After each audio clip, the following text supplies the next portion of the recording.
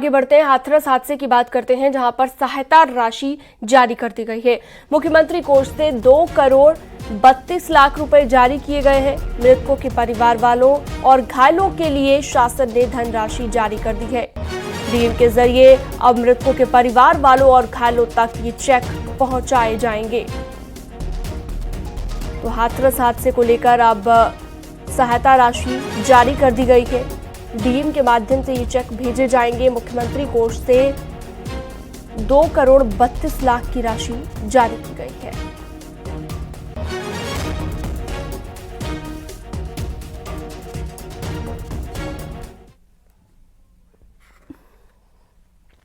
लखनऊ में हाथरस हादसे को लेकर बैठक हुई। न्यायिक जांच आयोग के अध्यक्ष रिटायर्ड जस्टिस ब्रिजेश कुमार श्रीवास्तव की अध्यक्षता में बैठक हुई। दोनों अन्य सदस्य भी शामिल हुए।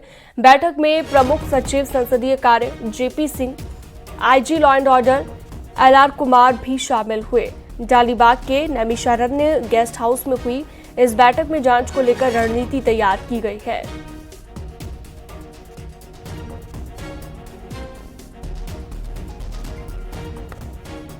अभी तो शुरुआत हुई है। आज बहुत जल्दी हमें जो टाइम मिला हुआ है कमीशन को, will try to finish it up जल्दी। हाथरस बहुत एक डीएम की रिपोर्ट आई थी, फिर 24 घंटे की रिपोर्ट जो आई, क्या ये आपके वो डॉक्यूमेंटेशन आपको उनसे पूछना पड़ेगा। हम अभी मौके पे गए नहीं है, लेकिन हम जल्दी जाने की कोशिश करेंगे। क्या वो आपको सौंपे गए हैं कि अब तक की जो जांच हुई है? नहीं, हमारे पास वो डॉक्यूमेंट नहीं है फिलहाल नहीं है। आवश्यकता समझेंगे तो आप मंगा लेंगे उसको। कब तक सर हाथरस जाना होगा आप लोगों का? हम लोग बहुत जल्दी जाएंगे, 2-1 दिन के अंदर जाने की सोच रहे हैं। अभी प्लान किया, इसी से सारी मीटिंग। सर एक सवाल बहुत तेजी से बाहर भी चर्चा में आ रहा है कि जो पुलिस की FIR है, देखिए हम चर्चा पे तो नहीं चलेंगे। हमें जो काम मिला है कमीशन को, भी उस पे हम काम करेंगे और we will collect evidence and then try to find out certain measures. लेकिन हमारे पास अभी वो डॉक्यूमेंट नहीं है, इसलिए हम आप उसके कोई कमेंट नहीं कर पाएंगे। सर पुलिस की FIR में जो आरोपी हैं उसके अतिरिक्त भी कुछ आरोपी हो सकते हैं। Please no comment. इस तरह की बात जो चीज हमारे पास नहीं है हम उस पर कमेंट नहीं करते। इस मामले से जुड़े जो लोग हैं, क्या उनसे भी आयोग करेगा? हाँ बिल्कुल, जरूरत समझेंगे, सबसे करेगा। आपसे भी अगर मदद की जरूरत होगी तो वो भी लेंगे, क्योंकि हमें सच्चाई के रास्ते पे जाना है। लेकिन अभी तो हम नहीं कर पाएंगे। और अगली खबर मिर्जापुर से है। हाथरस हादसे को लेकर मंत्री सूर्य प्रताप शाही ने मीडिया से बातचीत की है और हादसे पर अखिलेश यादव ने सियासत की है, ऐसा उनका कहना है और कोई भी दोषी नहीं बचेगा।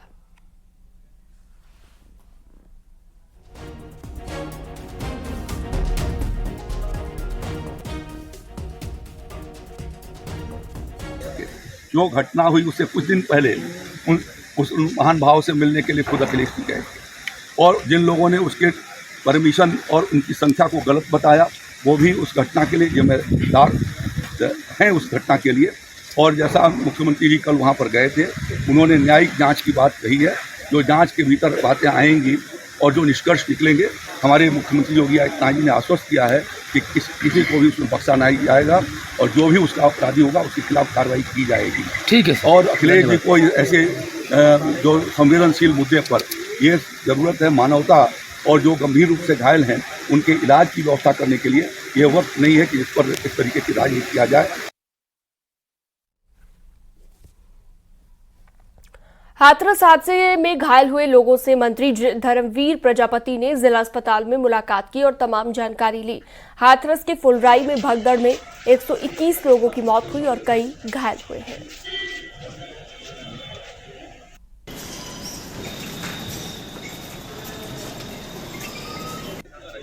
मंत्री जी आ गए।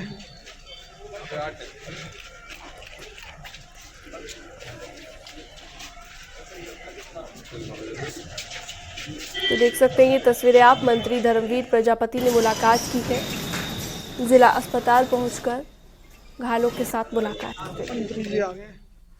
नहीं, अभी मेरे यहाँ के डॉक्टरों से बात हुई है तो वो कह रहे हैं कि थोड़ा लंबा समय लगेगा ठीक होने में, लेकिन ठीक हो जाएगा।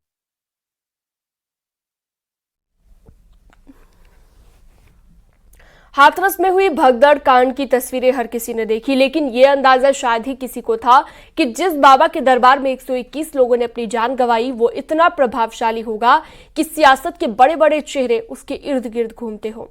आइए आपको दिखाते हैं बाबा के बंद दरवाजे से आई एक और चौंकाने वाली तस्वीर।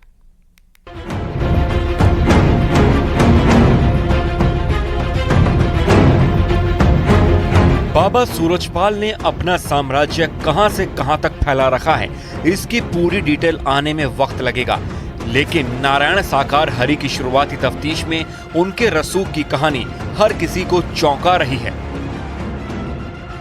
और इस रसूख की सबसे बड़ी वजह है बाबा सूरजपाल का जाटव बिरादरी से आना। SC, ST और OBC में बाबा की गहरी पैठ बताई जाती है।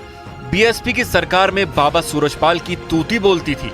जाटव बिरादरी में बड़े रसूख के चलते लाल बत्ती वाले मंत्री उनके इर्द गिर्द घूमते थे। एटा, मैनपुरी, आगरा, अलीगढ़ जैसे इलाकों में बाबा का जाटव वोट में इतना क्रेज है कि राजनीतिक दल के नेता उनके साथ मंच शेयर करते रहे हैं। खुद यूपी के पूर्व CM और समाजवादी पार्टी के नेता अखिलेश यादव पिछले साल जनवरी में इनके सत्संग में शामिल हो चुके हैं और सोशल मीडिया पर बाबा की महिमा का गुणगान कर चुके हैं। सूरजपाल के कद और रसूख को ऐसे भी समझा जा सकता है कि इनके एक इशारे पर इनके भक्त राजनीतिक दलों की मदद के लिए तैयार हो जाते हैं। ये तो रही बात बाबा के राजनीतिक रसूख की, लेकिन अब उनकी कहानी भी सुन लीजिए जिनकी नजर में बाबा सूरजपाल जाटव उर्फ नारायण साकार हरि का कद भगवान की तरह है। कासगंज की पटियाली तहसील का ग्राम बहादुरपुर, यानी वो जगह जहां से इनके सत्संग के मायाजाल की कहानी शुरू होती है। कभी साधारण से मकान में सूरजपाल जाटव अपने पूरे परिवार के साथ रहते थे, लेकिन सत्संग ने सूरजपाल की जिंदगी को ऐसा बदला कि देखते ही देखते देश भर में उनके लाखों अनुयायी बन गए और खुद बाबा अरबों की संपत्ति के मालिक। भले ही अब बाबा को भगदड़ कांड का मेन विलेन बताया जा रहा है, लेकिन यहाँ कोई बाबा को दोषी मानने को तैयार नहीं है। क्या चमत्कार है? ये चमत्कार कुछ नहीं है, चमत्कार परमात्मा है। वो चमत्कार क्या है? बाबा परमात्मा है। परमात्मा। आप लोग उनको परमात्मा मानते हैं? जी। हमारे भूत प्रेतों के चक्कर में भी परेशान थे हम, जो वैसे आपको बताएं, और यहाँ आने जाने से हमारे सारे कष्ट कटे और हमें जो है हमेशा फायदा हुआ है। हमें यहाँ कोई और निःशुल्क मतलब जो है ना कोई चढ़ावा है ना कोई चंदा है। जाहिर है बाबा सूरजपाल की सीक्रेट फाइलों में दर्ज राज जैसे जैसे बाहर आ रहे हैं, वैसे वैसे इस बात का पता चल रहा है कि कैसे एक साधारण से इंसान ने मासूमों का भरोसा जीतकर अरबों की संपत्ति और रसूख अर्जित किया।